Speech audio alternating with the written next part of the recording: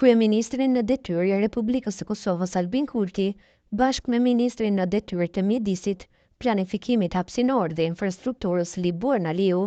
zëvendësministrat Hysén Durmishi dhe Reton Jaka dhe deputetët e kuvendit Arbër Exha i Artan Abrashi përuruan sot urën në Rogov të Hasit. Me këtë rast, kryeministri Kurti falenderoi banorët e Rogovës për mikpritjen e përzemërt dhe i uroi për urën mbi lumin Drin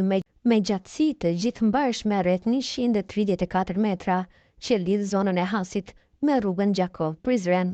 Në fund të vitit 2023 është nënshkruar kontrata. Në prill të vitit 2024 kanë filluar punimet dhe falenderojmë operatorin ekonomik që ka përfunduar gjithçka brenda një viti dhe ja ku jemi tash në prill të vitit 2025, po e lëshojmë në përdоrim këtë urë, e cila ka gjatësinë 10 metra, prej tyre 6.5 metra është për automjetet, e 3.5 metra në 1.75 metra në të dy anët është për këmbësorët, deklaroi kryeministri.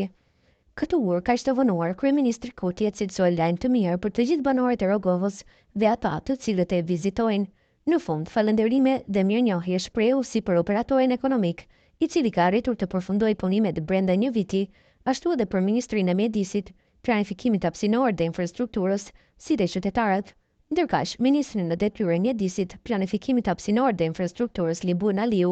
u shpreh se ministria ka qenë vazhdimisht në përcjellje të këtyre punimeve dhe realizimi i tyre është jashtëzakonisht një arritje e rëndësishme, pasi jo vetëm Rogova, por e gjithë zona e Hasit është e lidhur me rrugën Gjakov Prizren. Siç tha zëvendësministri Hysén Durmishi, ka pasur shqetësime dhe kërkesa të vazhdueshme të banorëve për rregullimin e kësaj ure, e cila për disa vite ka qenë në përgjegjësi dhe buxhetin e komunës. Andaj si ministri, ai tha se janë detyruar që ta marrin përsipër ndërtimin e kësaj ure, e cila u finalizua dhe u përurua sot. Vlera e këtij projekti ka qenë 989.000 euro dhe ka qenë kërkesë e kahmotshme e banorëve të Hasit dhe zonave përreth.